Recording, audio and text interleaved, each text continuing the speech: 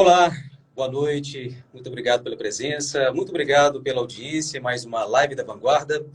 Eu inicio a live de hoje fazendo uma pergunta para você, seguidor, ouvinte da Rádio Vanguarda. Quantos eus existe dentro de você? São muitos eus? Você os utiliza, né, em alguns momentos da vida? Os considera essenciais e importantes? Bom, a gente vai refletir um pouco mais sobre esse assunto, sobre essa temática, com o nosso entrevistado desta semana, que já está aqui na live, Padre Fábio de Mello, que acaba de lançar o seu novo livro, Quantos Eus Não... Quantos eus que não são meus, né? Até confunde os meus às vezes, né, Padre? Boa noite, obrigado pela presença. Boa noite, Marquinhos. Muito obrigado pelo carinho, pelo convite, pela deferência. E saúdo todos os que estão nos assistindo agora neste momento. Muito obrigado pela presença aqui. E muito feliz porque é um momento especial para o senhor que está lançando essa nova obra. Estou mostrando aqui, ó, Quantos Eus Não São Meus, né? E também a gente aqui da Rádio Vanguarda, 2 anos, né, do nosso projeto aqui, a Live da Vanguarda. Ano passado tivemos um probleminha, né, Padre, na conexão, mas graças a Deus tudo acontece na hora certa, na verdade. Acontece no momento que tem que ser. Exatamente. Obrigado por marcar aqui conosco esse projeto. Padre, esse novo livro, né, ele é um segmento de um outro livro do senhor, né? Sim. Eu escrevi, acho que foi o meu segundo livro, né? Quem Me Roubou de Mim, que foi uma obra, que é uma obra até hoje muito querida pelo público, em que eu trabalho o conceito de sequestro da subjetividade. Parece difícil, né? Parece complicado, mas nós experimentamos isso o tempo todo. A identidade é uma construção complexa que passa o tempo todo pelo que eu sei de mim, mas também pelo que eu sei de mim a partir do que os outros sabem de mim. Dos que me observam, dos que compõem a minha ambiência emocional. E na construção dos vínculos, nem sempre nós conseguimos aqueles que nos ajudam a clarear quem somos. Muitas vezes nós estabelecemos relacionamentos doentios e com características muito semelhantes ao sequestro. Então, o livro Quem Me Roubou de Mim trabalha isso. É um paralelo entre o sequestro da subjetividade e o sequestro do corpo. É possível a gente se perder, a gente esquecer quem a gente é e viver nos cativeiros da emoção? Sim, é muito comum. A relação objetal, né, em que o outro me interpreta como um bem a ser possuído e não como uma pessoa a ser também amada e a contribuir com o meu amor, ela pode muitas vezes me levar para alguns labirintos emocionais muito difíceis de serem tratados, de serem superados. Então, há muito tempo eu escrevi este livro, Quem Me Roubou de Mim. Volto a dizer, um livro que até hoje repercute muito, graças a Deus. E ele ficou como que uma porta aberta, sabe? Para que eu pudesse continuar passando por aquele caminho. E o livro Quantos Eus que Não São Meus é, de alguma forma, um desdobramento da primeira reflexão. Claro, agora com elementos novos, né? Já o resultado de uma maturidade que eu considero experimentar hoje, caminhos que eu pude conhecer, entrar, andar, como a neurociência, um pouquinho de o que essa ciência diz sobre nós, né? De que maneira eu posso, a partir da neurociência, dizer que eu tenho consciência de quem eu sou, como é que se estabelece essa consciência, se existe um lugar no nosso cérebro responsável pelas sinapses que nos fazem saber quem somos. Então são perguntas interessantes que depois vão se desdobrando no que a psicologia diz sobre nós também, sobre o que a filosofia diz sobre nós, e depois com casos muito práticos, né? Amarrando tudo isso também a partir da mística, que eu acho que é uma boa instância que nos ajuda a saber quem somos. Pois é, pegando esse gancho, né, saber quem somos, pegando um trecho do livro, né, que eu me recordei que agora, o senhor disse que é muito desafiador a gente manter a nossa fidelidade, né, de quem realmente somos. Essa questão de ser um desafio, padre, é porque a gente tem muitos múltiplos eus, a gente tem que assumir esses múltiplos eus e às vezes chega a ser desafiador? O livro eu trato sobre a dinâmica dos eus. Não é nenhum problema eu me desdobrar em muitos eus. Eu sou muitos. Agora, eu preciso que os eus que, de fato, prevaleceram ao longo do tempo tenham a ver com o meu eu essencial. Então, eu faço um comparativo muito simples.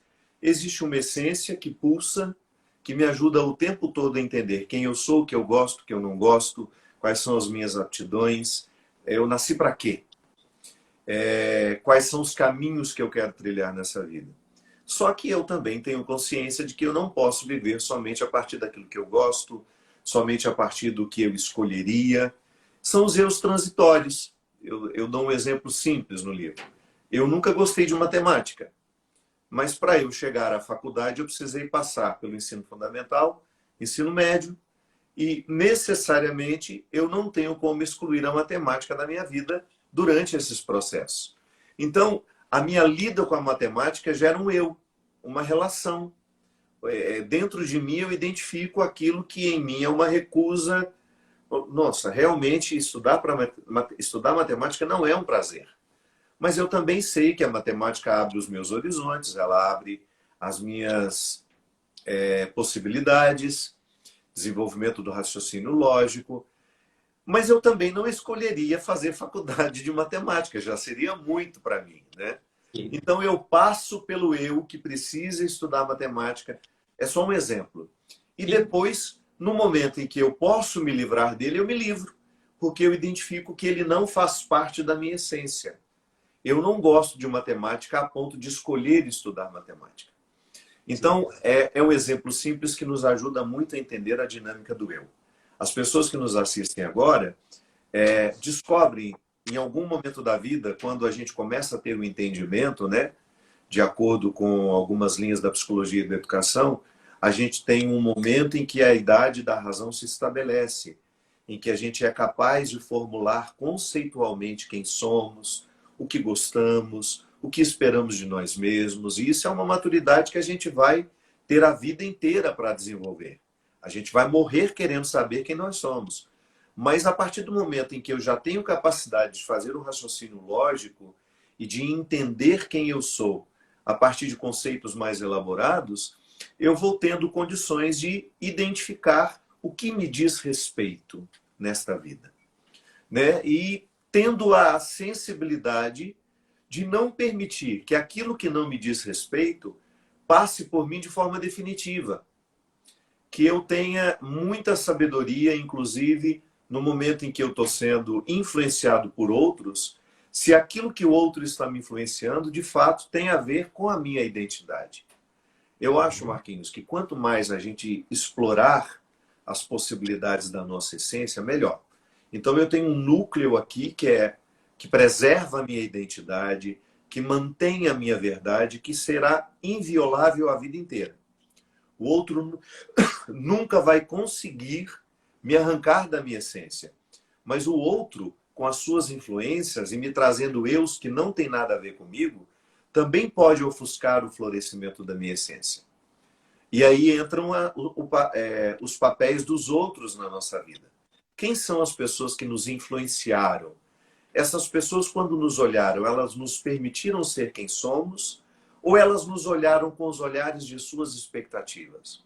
É muito comum isso, que a mãe gostaria de ter sido pianista, não foi, porque não teve tempo para isso, porque não se dedicou, de repente ficou mãe muito cedo e a música ficou de lado. Aí quando nasce um filho, qual é a nossa primeira tentação? Que o nosso filho se torne uma extensão do nosso corpo. É uma relação muito difícil de ser diferenciada. A gente começa a interpretar o nosso filho como um lugar de realização de sonhos que nós não realizamos. Isso é muito perigoso, porque pode ser que o seu sonho coincida com o do seu filho, mas pode ser que não. Pode ser que aquilo que você quis para você e que agora você também está querendo para o seu filho não tenha nada a ver com ele. Então, identificar o que diz respeito com a gente é uma tarefa muito difícil. E a gente precisa ter muito o contato, muito contato com a nossa verdade, para a gente saber quem a gente é e a gente ter condições de saber se o que o outro está me oferecendo é uma coisa que me diz respeito e eu quero aquilo de forma definitiva, ou aquilo é só um eu transitório pelo qual eu vou passar, depois me libertar dele e dizer, olha, pronto, cumpri o meu papel, fiz o que eu tinha que fazer, agora eu vou viver a minha vida. O padre, a pessoa que se doa muito, né? A pessoa que se preocupa muito com a outra e acaba esquecendo dela mesma, né? Esquecendo do eu próprio. Uhum. Ela se confunde, né? Se doar demais, excessivamente, acaba que a pessoa também não olha, né, para o seu eu verdadeiro, que pode trazer até problemas aí, né? O conceito de pessoa ele é muito rico. Eu trabalho ele no livro Quem Me Roubou de Mim e trago de volta para o Quantos Eus que Não São Meus. Quando eu faço um discurso antropológico cristão, eu estou partindo de uma antropologia que está baseada no conceito de pessoa, no conceito judaico, semítico, que não é o mesmo que o conceito grego. Para os gregos, a pessoa é a máscara, é aquilo que você está representando. Para os judeus, não. Para a filosofia judaica, para a teologia judaica, não. Pessoa é aquele ser que está na posse de quem é e, estando na posse de quem é, oferece-se ao outro. Não se é pessoa somente quando me tenho, mas também não sou pessoa somente quando me dou. O que me torna pessoa é o movimento. Eu me tenho, eu me dou. E isso faz com que eu seja pessoa, diferente do indivíduo.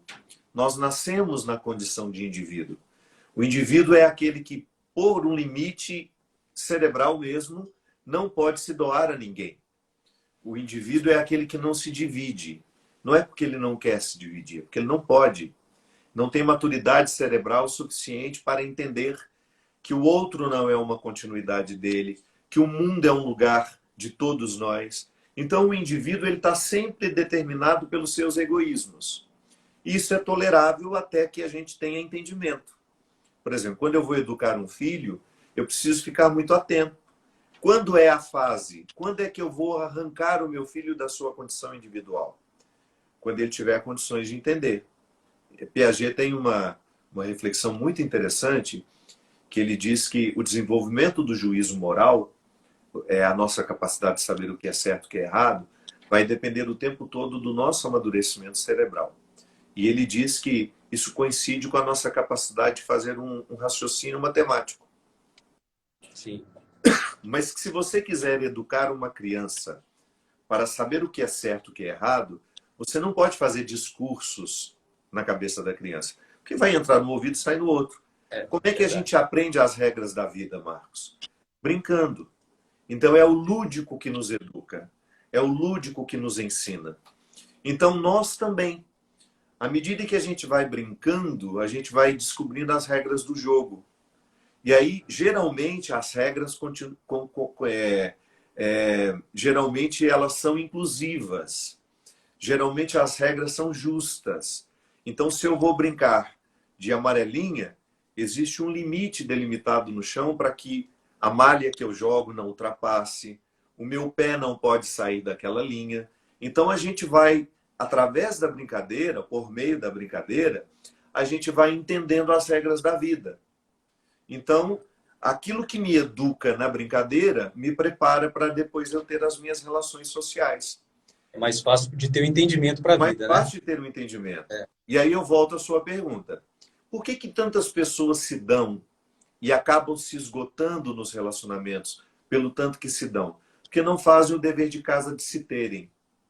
Eu só posso dar ao outro aquilo que eu já tenho. Se eu tenho, eu posso dar milhões de vezes. Mas se eu não tenho o que eu estou dando, aí, meu amigo, eu viro um caos pessoal. E é por isso que a primeira experiência de amor que nós precisamos fazer na vida, e que inclusive é a primeira instância do amor de Deus na nossa vida, é o amor próprio. Quando eu tenho uma boa reserva de amor próprio, eu posso oferecer amor ao outro. Quando eu tenho uma boa reserva de respeito por mim, pela minha história, pela minha dignidade, eu naturalmente vou respeitar os que passarem por mim. Exatamente. Se eu tenho um bom entendimento das minhas questões humanas, se o que é humano já não me assusta mais, eu tenho pedido, Marquinhos, a Deus a graça de retirar a minha cara de espanto. Que às vezes a pessoa vem me contar uma coisa, nossa, é mesmo? Não, não quero mais isso, sabe? Tudo é possível nessa vida. Eu também sou capaz de errar do mesmo jeito. Eu não quero esse moralismo idiotizante que me faz pensar que eu sou melhor que o outro, que quando alguém me conta uma fragilidade, alguém me conta um erro que cometeu, eu de repente faço aquela cara de espanto para parecer que eu não faço aquilo também. Não. O que é humano não pode nos assustar. Claro, a gente vai amadurecendo para fazer com que cada vez mais a gente não cometa esses erros. Que a gente não cometa o mesmo erro que o outro está me contando. Mas é humano. Então a gente vai oferecendo aos outros aquilo que a gente está habituado a procurar. Então, eu, por exemplo, o meu mundo é o mundo da religiosidade, da espiritualidade. Eu sei o papel que eu tenho na sociedade. Eu tenho uma responsabilidade enorme na ampliação das consciências. Eu não tenho que dizer ao outro o que ele deve fazer. Mas eu, quando eu reflito a minha vida de forma pública, de alguma forma eu estou permitindo ao outro a trabalhar a consciência do mesmo jeito que eu estou trabalhando a minha. Eu nunca quero parecer um homem pronto, que tem respostas prontas, oferecendo aos outros aquilo que eu não costumo me oferecer. Todo Evangelho do Dia que eu gravo diariamente, a primeira pessoa que está ouvindo sou eu. Eu não digo nada para o meu seguidor que eu também não precise ouvir. E eu sempre faço de um jeito que isso não pareça que eu estou sentado num trono de cima, observando o mundo a viver. Não. Eu estou vivendo junto, eu estou misturado. Mas a minha instância não é de dar respostas prontas. Porque eu não acredito nisso. Eu também não tenho respostas prontas. Eu preciso conviver com as minhas perguntas diariamente. Às vezes o outro vem numa ilusão de que se conversar comigo vai ter respostas para todos os seus problemas. Não, eu também não tenho para os meus. Eu estou aqui diariamente tentando encontrar o entendimento para eu dar conta de ser quem eu sou, para eu ser o melhor Fábio que eu puder. Quanto mais eu conquistar o meu Fábio, que eu sou, mais eu posso oferecê-lo aos outros. Por isso que às vezes eu estabeleço tanto limites do que eu devo, do que eu não devo. Por mais que o outro queira que eu faça. Não. Eu sei qual é o meu papel no mundo. Meu papel no mundo é trabalhar para que as consciências estejam cada vez mais esclarecidas e depois, de forma madura, que cada uma tome a sua decisão conforme achar melhor. Eu não quero nunca ficar na responsabilidade de decidir pelos outros. Se a reflexão que eu faço não é suficiente para ajudar o outro dentro do mesmo processo que eu estou vivendo, que é o do esclarecimento, então eu estou cumprindo mal o meu papel. O padre, tomando como base, né, nesse quesito ajuda, né, que o senhor disse agora há pouco, permita-me, né, a gente está nesse momento no mês Outubro Rosa, né, mês de conscientização sobre o câncer de mama. Muitas mulheres, né, foram diagnosticadas com essa doença, e não só elas, né, mas também seus familiares que passam por esse problema. Ano passado até o senhor colocou um post, né, de uma mulher, acho que é de Tocantins, né, emocionou muito, eu lembro desse post que o senhor fez. Qual que é a palavra que o senhor poderia passar aqui para essas pessoas, né, que estão passando por esse momento complicado de vida? Que forma que o senhor pode ajudá-las, né, digamos assim? Ô Marcos, a forma que eu posso ajudar é aquilo que eu tento fazer todos os dias. Eu acho que nós precisamos entender a vida como um todo. A vida, no momento que ela é feliz, ela precisa ser compreendida, porque senão a gente não sabe nem apreciar a felicidade que a vida está nos dando. E quando a vida é difícil também.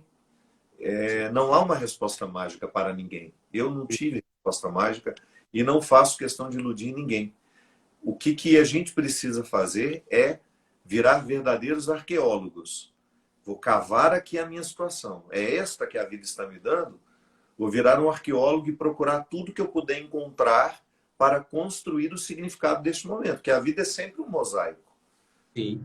Aquilo que está acontecendo comigo hoje, se hoje eu tenho saúde, se hoje eu estou doente, é o mosaico que eu tenho. E de que maneira eu posso sobreviver a tudo isso, né? Outubro Rosa é um mês muito especial porque nos ajuda a abrir os olhos, sobretudo para a prevenção. O câncer, ele é uma doença que tem muitas chances de cura quando descoberto no início. Então, é um estilo de vida que a gente precisa pregar. Primeiro que a gente precisa viver de forma mais saudável. Nós estamos ficando doentes com o nosso estilo de vida. Nós temos aí a epigenética, que já está cientificamente comprovado que, embora eu tenha uma genética propensa a ter tal câncer, o meu estilo de vida vai me ajudar a não ter aquele câncer. Então, hoje nós estamos excessivamente atribulados, estressados, excesso de açúcar na nossa alimentação, excesso de enlatados na nossa alimentação. Nós vivemos muito em torno de uma indústria alimentícia que nem sempre nos alimenta, nem sempre nos nutre. Então a gente precisa voltar um pouco a ter a nossa hortinha em casa, o nosso canteirinho. A gente precisa redescobrir o valor da vida rural. Nós somos todos para a cidade e o campo precisa de gente. O campo é o bastidor, né? É o lugar onde o nosso alimento é produzido. Então, todo mundo querendo vida na cidade, todo mundo querendo vida moderna, mas a gente esquece que as nossas necessidades básicas e que mantêm a nossa saúde estão diretamente ligadas à vida no campo. Então, eu sempre recomendo, né? Tente tornar a sua vida mais próxima do que era a vida dos seus avós, nos seus hábitos. Embora a gente tenha toda a tecnologia ao nosso redor, nos favorecendo a comunicação ou até dificultando, né? Favorece tanto que até dificulta. A gente nunca teve tanta oportunidade de encontrar as pessoas assim como nós estamos encontrando agora, mas isso pode gerar uma solidão enorme. As pessoas acabam trocando as relações interpessoais pelas relações virtuais. Então, hoje, o que a gente precisa pensar, o que nos adoece? Por que o nosso estilo de vida está tão impensado? Por que nós estamos tão desconectados com as necessidades do nosso corpo? Nós paramos de ouvir o corpo. Nós estamos desaprendendo alguns movimentos que são genuinamente humanos, que nós estamos perdendo. Eu desafio aqui todos os que nos assistem. Quem aqui consegue ficar de cócoras? A maioria não consegue mais, Marcos. Porque nós estamos esquecendo de que, de vez em quando, sentar no chão e apoiar o corpo nos próprios pés é um movimento humano que nós estamos ficando atrofiados para ele. Nós estamos perdendo habilidades manuais, nós estamos ficando cada vez mais técnicos. E ninguém viveu assim antes de nós. Eu sempre digo isso. Ninguém viveu esse excesso de tecnologia, ninguém viveu essa vida tumultuada que nós estamos vivendo. Então, as doenças que nós estamos desenvolvendo estão muito ligadas ao nosso estilo de vida. Portanto, aquele que já está doente, fique atento à construção de um significado. Fique atento à construção daquilo que eu preciso construir para suportar o momento presente. E se não está doente, valorize a saúde e preserve-a com hábitos saudáveis. E trabalhar mais a mente, não deixar que a ansiedade tome conta, né, padre? Porque a ansiedade é uma coisa também complicada, né? Que às vezes as pessoas não sabem administrar muito bem, né? Vai alimentando aquela ansiedade e aquela ansiedade é que vai atrapalhando tudo, né? O desenvolvimento, né? Da nossa vida, né? Porque a tal ansiedade, o que é? Ela, na verdade, é uma dificuldade que nós temos de estar onde estamos. Uhum. O único tempo que nós temos na vida é o presente, mas geralmente nós nunca estamos nele. Nós sempre estamos esquartejados. E isso é muito comum. Você vai a um restaurante, você olha para o lado, quem já comeu, está cada um com seu aparelhinho na mão, de vez em quando troca uma conversa, olha para a cara do outro, olha, Impressionante. A gente tem a dificuldade de estar onde a gente está. Nós não estamos com quem estamos. Nós estamos dividindo a pessoa que está presencialmente com a gente com uma infinidade de outras que ficam ali no celular. Então, tudo isso nos torna ansiosos. É muita técnica o tempo todo. E isso faz com que nós sejamos muito pouco reflexivos. É uma tendência uma tendência antropológica dos dias de hoje que nós sejamos excessivamente reativos, pouco reflexivos. Então a gente vê uma chamada de uma notícia e a gente já tem uma opinião formada sobre aquela pessoa que foi noticiada. Nós já dissemos que ela não presta, que ela não vale nada, a gente cancela, vamos cancelar todo mundo agora que errou, vamos fazer uma limpeza, uma faxina, como se isso pudesse ser... Isso é até desumano, né, o que a gente faz. É um resultado do nosso excesso de reação. A gente reage a tudo, ainda que a gente não tenha conhecimento de causa. E quando fazem isso com a gente, é que você vai ver o tanto que isso é doloroso. Meu Deus. Ficar neste lugar de ser o ponto de condenação dos que reagem muito facilmente e pouco refletem é um lugar muito doloroso, muito desconfortável. Então nós estamos adoecidos mentalmente. A gente não sabe viver o silêncio. A gente não sabe mais ficar sozinho com alguém. A gente está perdendo a intimidade. A gente divide o outro sempre com uma tecnologia. Então são algumas tendências humanas que, se a gente não começar a adequar, não estou dizendo que a gente vai deixar de ter a tecnologia. Isso é um mundo que não vai voltar mais. A gente nunca mais terá o sossego de 30 anos, que era quando você saía do seu local de trabalho e alguém queria falar com você, tinha que esperar amanhã.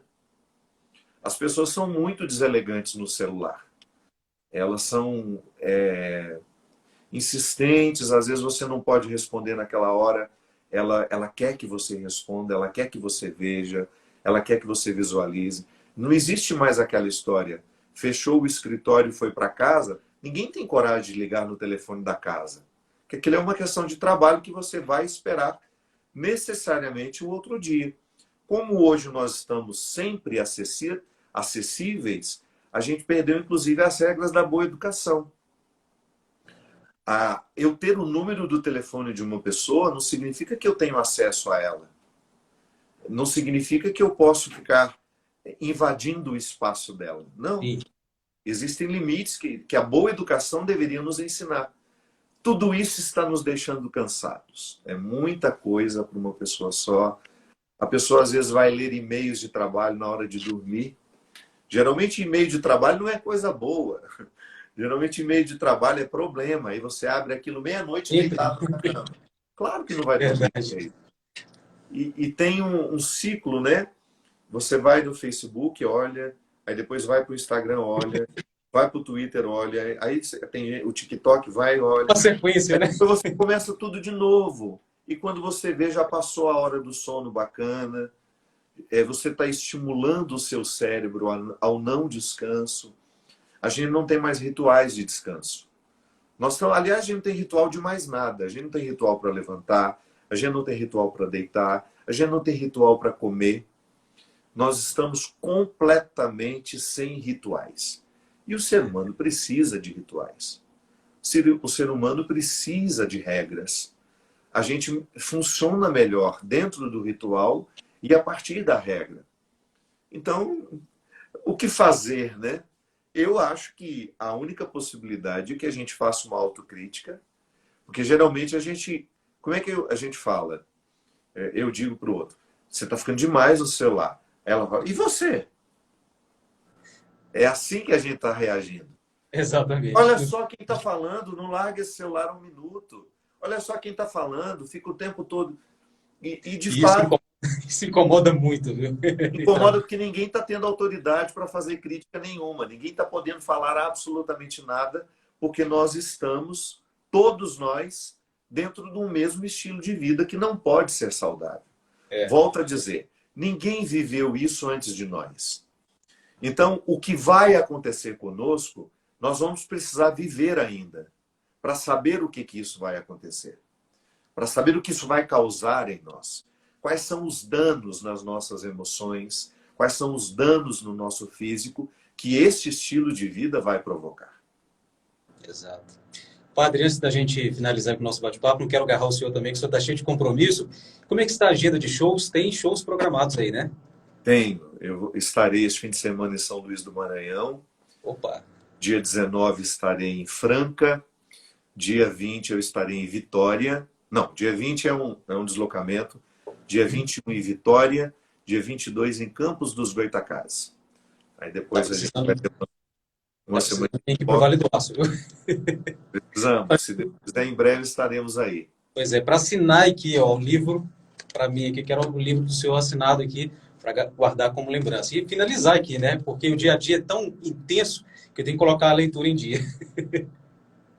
Esse é um hábito que nós precisamos retomar, Marcos, ler. Exatamente. Hoje eu estava brincando com um amigo meu que fez um erro horroroso de português no histórico que ele fez. Aí eu mandei, pelo amor de Deus, a sua professora, se ela estiver viva, ela vai morrer infartada, e se ela já tiver morrido, ela vai revirar no túmulo com essa frase que você disse. Aí ele fala, ai, pelo amor de Deus, me ajuda, como é que você acha que eu posso melhorar o meu português? Eu falei, não, seu português só pode ser melhorado mediante estudo e leitura. São Leitura, duas coisas que a gente não quer mais fazer. A gente não quer mais estudar, a gente quer fazer curso. Eu, pululam hoje pelo Brasil os cursos que mudam a nossa vida, os cursos que nos transformam em lideranças, os cursos que nos transformam em empreendedores. Pelo amor de Deus, eu não tenho. Se você quiser fazer. chamados EADs, os cursos à distância, né? Todo mundo querendo fazer É, curso e às à vezes distância. são pessoas que nem deram certo na vida, estão dando curso de como dar certo na vida. É verdade. Cuidado, né? Cuidado, que as pessoas estão muito mais interessadas no seu dinheiro do que no seu crescimento. Vamos procurar fazer aquilo que não depende de nós pagarmos para o outro. Vamos fazer aquilo que pode ser uma iniciativa nossa. E também tem bons cursos de língua portuguesa, cursos de oratória, mas procure saber se são pessoas sérias. Mas eu acredito, Marcos, que a leitura, ela Uhum. não só melhora a nossa comunicação, como ela abre os nossos horizontes. Eu sou muito grato aos autores que alteram positivamente a minha maneira de ver o mundo. Eu sou muito grato aos autores que modificam a minha sensibilidade, que me sensibilizam para sentir com mais nobreza, para pensar de forma mais elevada e, consequentemente, para agir com mais coerência. Né? Porque quando eu modifico o meu sentimento e o meu pensamento, eu modifico naturalmente a minha ação e a minha palavra. Então, sou muito grato. E toda vez que eu vou escrever um livro, aliás, eu não tenho pressa nenhuma em escrever, eu não tenho pressa nenhuma em publicar. Os meus editores sabem disso. Muito embora hoje eu possa agradecer muito a literatura, porque foi ela que me deu boa parte do que eu construí materialmente e do que eu pude ajudar muitas pessoas, foi com os meus livros. Hoje eu sobrevivo de livros.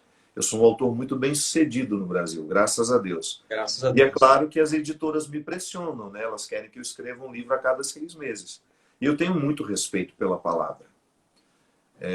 Eu tenho muito respeito pelo processo. Eu não vou publicar qualquer coisa. Só porque vende, só porque meu nome é vendável. Não. Eu tenho muito respeito pelo meu leitor. Então eu não vou fazer um texto simplesinho, só para cumprir o papel. Não. Eu quero que você reflita comigo. Eu quero que você cresça comigo. Algumas pessoas falam, nossa, às vezes eu tenho que ler e preciso de um dicionário por perto. E que ótimo, porque eu gosto de livros que aumentem o meu vocabulário. Se ao Conhecimento, né? término de um livro, Marquinhos, não me alterou pelo menos 30 palavras novas ao meu vocabulário, se não acrescentou palavras ao meu vocabulário, eu já não gosto. Se eu estou lendo só o que eu já sei, só o que eu já ouvi, ou já ouvi aquilo de outra forma, não, eu quero alguma originalidade que me motive a minha curiosidade. Nossa, eu quero quanto maior o número de palavras novas eu Melhor. introduzir no meu vocabulário, melhor. Eu estou ampliando a minha consciência, ampliando o meu horizonte. Então, a leitura é um instrumento de transformação que não tem outro mais capacitado. Eu acho a música maravilhosa, a música nos sensibiliza, a música amplia o nosso coração, nos faz ir para a terceira margem do rio, Alimenta a alma. dizia Guimarães Rosa, nos tranquiliza, nos alivia, mas um bom livro muda a nossa vida. Não pode ficar Um de bom fora. livro. Você sabe que amanhã a maior satisfação com o livro Quem Me Roubou de Mim é encontrar as pessoas e ouvir delas. Padre, este livro me arrancou de um cativeiro emocional. Este livro, com o livro na mão, eles me dizem, este livro modificou a minha vida. Nas sessões de autógrafos, quando eu fui pelo Brasil afora, escutar isso de uma pessoa. Saber que um livro que eu escrevi abriu as portas para que aquela pessoa pudesse entender que ela estava sendo escrava emocional de alguém e que ela não quis mais aquela escravidão. e que com muita dignidade ela saiu daqui.